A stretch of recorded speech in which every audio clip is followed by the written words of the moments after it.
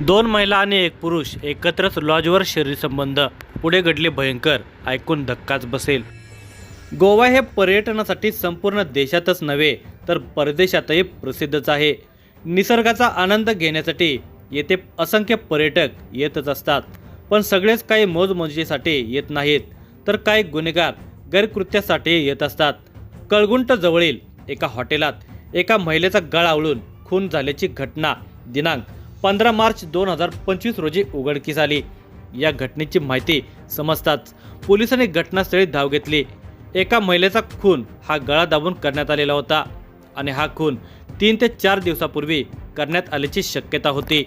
मुळातच ती महिला अनोळखी असल्याने खून कोणी केला याचे उत्तर तर खूपच लांब होते. तरी पोलिसांनी विविध स्तरावर तपास यंत्रणा राबवत या घटनेमागचे रहस्य उलगडले.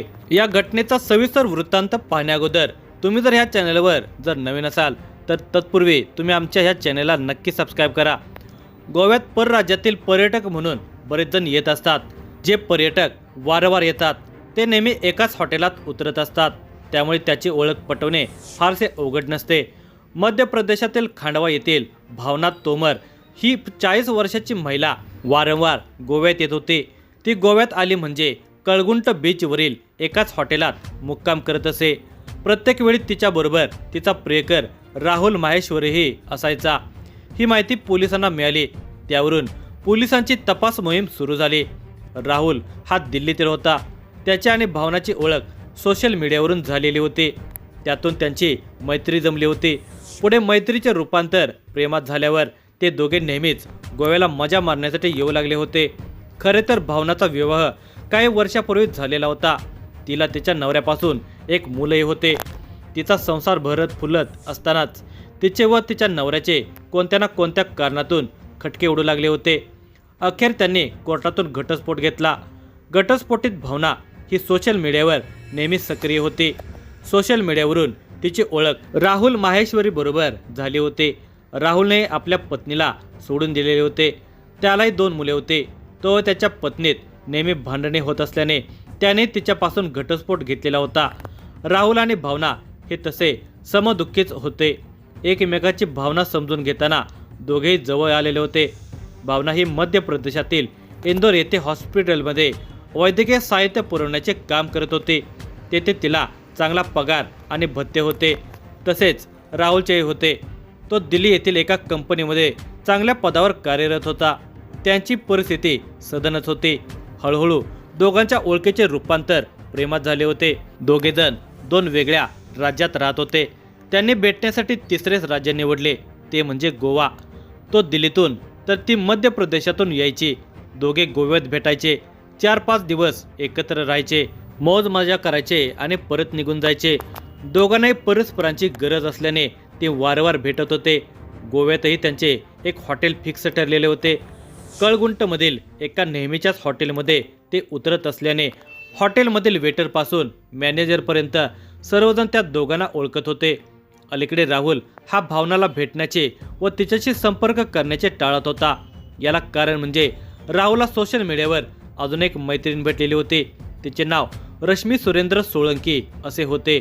43 वर्षीय रश्मी ही 40 वर्षीय राहुलच्या प्रेमात पडलेली होती. तशी रश्मी ही घटस्फोटीतच होती.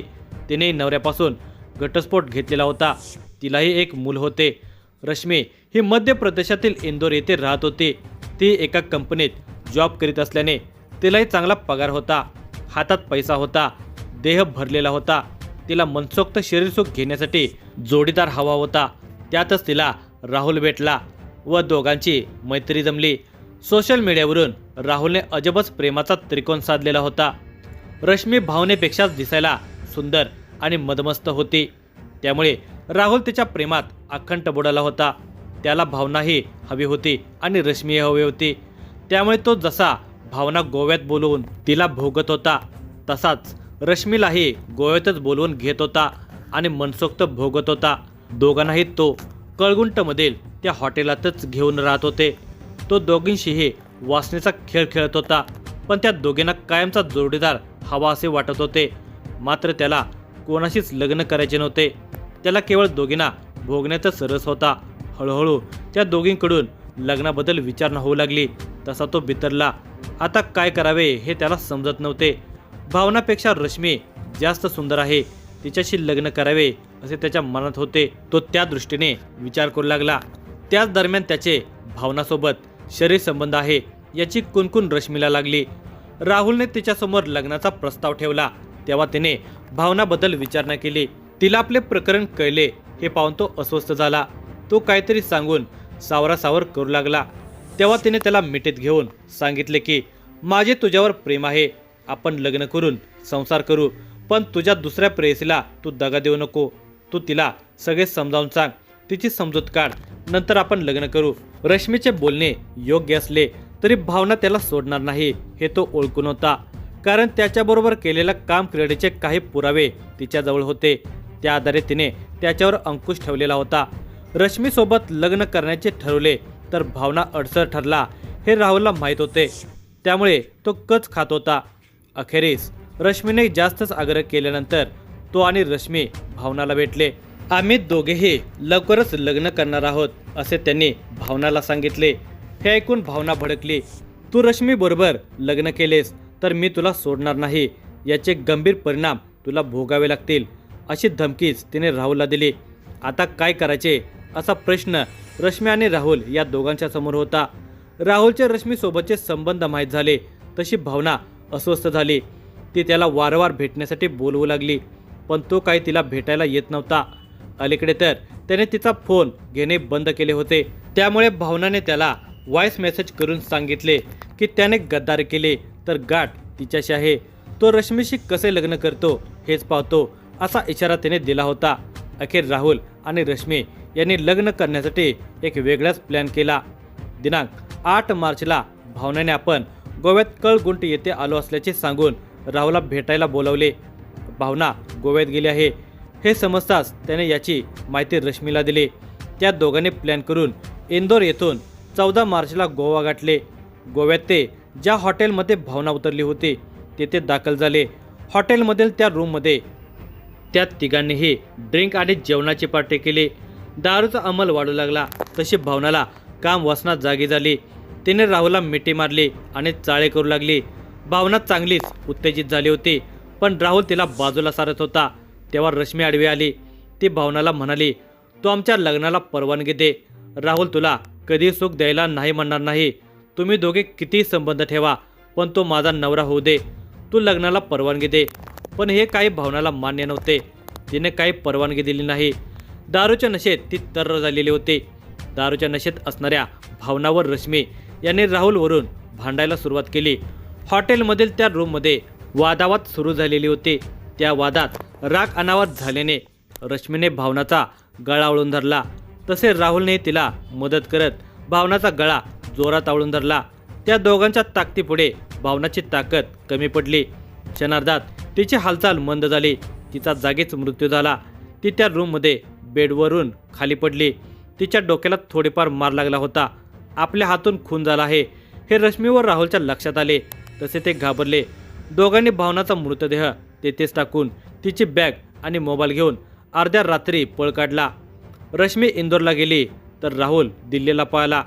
दुसऱ्या दिवशी त्या रूमचा दरवाजा उघडला नसल्याने वेटरने याची माहिती मॅनेजरला दिली. मॅनेजरने येऊन रूम उघडण्याचा प्रयत्न केला, परंतु ती रूम काही उघडत नव्हते. त्यातच त्या रूममधून दुर्गंधी येऊ लागल्याने मॅनेजरने याची माहिती कळगुंट पोलिसांना दिली. पोलीस तातडीने घटनास्थळी दाखल झाले. त्यांनी हॉटेलच्या कर्मचाऱ्याच्या मदतीने रूमचा दरवाजा तोडून उघडला. रूममधील फरशीवर भावनाचा अर्धनग्न अवस्थेत मृतदेह पडलेला होता. गळा आवळल्याच्या खुणा दिसत होत्या.